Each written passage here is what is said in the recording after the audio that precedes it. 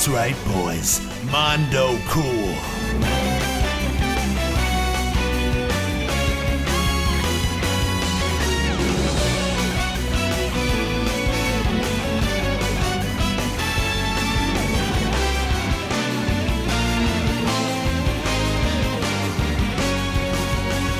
The Tales series has been a franchise full of joy and sorrow when regarding its releases in North America and European territories respectively. Tales of Xillia entered the scene with much change in its storytelling mechanic, as well as its core gameplay being even more refined than its predecessor. So, what does Tales of Xillia have to offer to the JRPG genre? Does it fill its place as a Tales of game to remember, or does it stand in the series as a game that will most likely be one many may not remember much of down the road? In this review, we will unravel all of those things and more to see what this game has to offer. The story in Xillia evolves around Rize Maxim, a world swarmed in advancement of technology, is threatening the harmony of both spirits and humans. Jude Mathis, a high-spirited character, runs across Milla Maxwell, a mysterious woman who stumbles across a weapon that threatens the safety of the planet called the Lance of Kresnik. With the Lance, it has the ability to absorb spirits as well as humans' energy. Milla, wanting to stop the Lance of Kresnik, drags Jude and the rest of the cast in the story along a grand adventure of betrayal, trust, and friendship while discovering a hidden secret about their planet's history. Its other cast of characters to the story also adds some flavor to the mix, as it offers a wide variety of conversations. Leia is a friend of Jude. She's working to become a nurse, and in essence of the story, adds a sense of positivity to the cast and serves her purpose in keeping things going when things get slow throughout the story. Rowan is a butler under the Cheryl family. Rowan is wise, and in a sense, a man of many tales who achieves his humor through his past experiences. Throughout the story, Rowan does hide some other things from his past that slowly unravels as the story opens up, and that to me really filled in the spots at the right time. Alvin, on the other hand, is a character in himself. He has so much up his sleeve that it really makes you wonder how he got his part on this team. He has his own sense of humor, and in some cases misunderstanding as to who he really is and what his true purposes are. His character turned out to be quite entertaining in many ways, as I could just not believe the things that he was doing in the story, and not to spoil anything, he does have a part of himself that separates him from the rest of the crew, which makes him a unique character in his own right. And lastly is Elise. Elise and her doll Tipo, which speaks her internal thoughts, goes through a lot regarding friends and trust amongst everyone. A kid with a big heart shows how being alone in the world changed her, and being amongst people that care about her, she can do anything she sets her mind to, and proves that throughout the story. The antagonist characters were very entertaining as well. One character, for example, named Gaius, is a badass.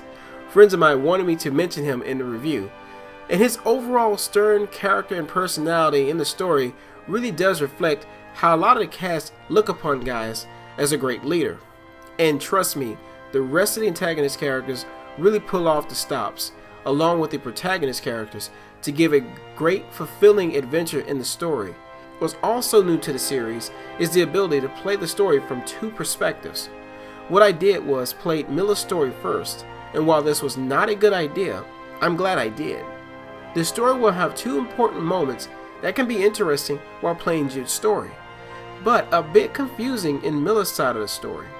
There are some instances where the game will try to explain what's happening, and instead of the character explaining it, it instead tries to explain it in either some text or through a skit, which is not a bad idea, but it does show how playing Jude's story first is the best experience possible to really getting a full understanding of what's happening.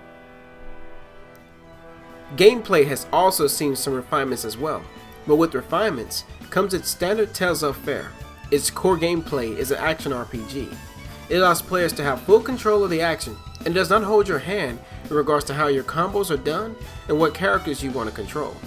One addition added to Xillia is the ability to link art with another character.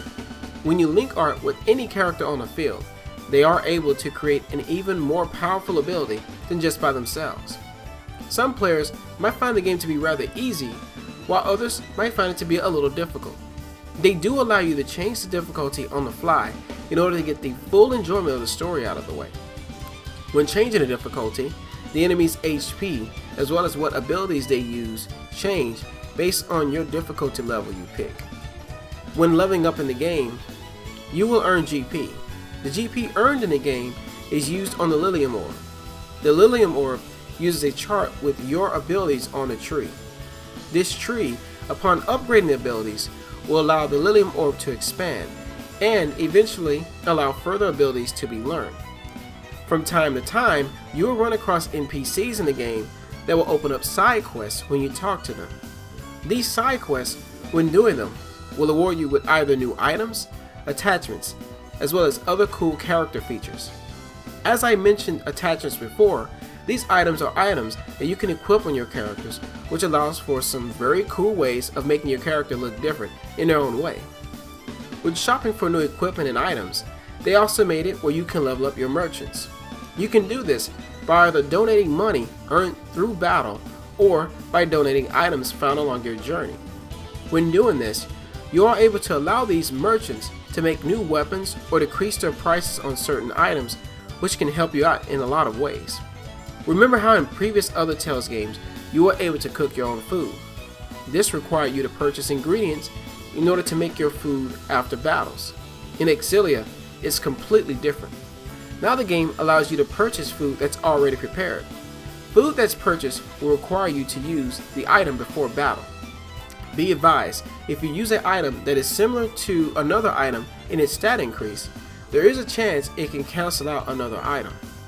While I did use the food items, I really do see most overlooking this feature simply because of it only giving a temporary stat increase, and it really does not add much else to the core gameplay. My only complaint with the game, which is not really a complaint, but it's just me complaining about it, is the fact that whenever I would use an item during battle, I would always, after selecting it, would attack right afterwards and then cure an ally. It bugged me a bit, but I got used to it. The world of Rize Maxia is filled with all sorts of nice areas. Areas you will visit, for example, are beaches, deserts, dungeons, and much more. When visiting towns, the game does a pretty good job in portraying the feel of the townsfolk going about their daily lives, and the different areas reflect that.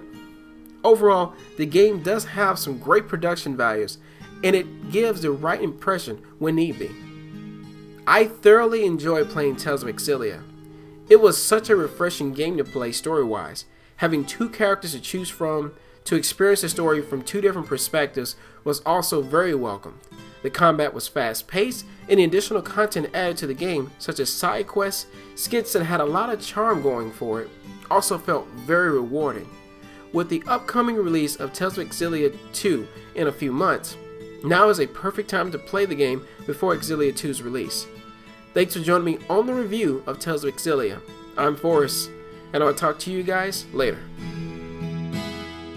High five! Like this? All right! You sure like this kind of stuff.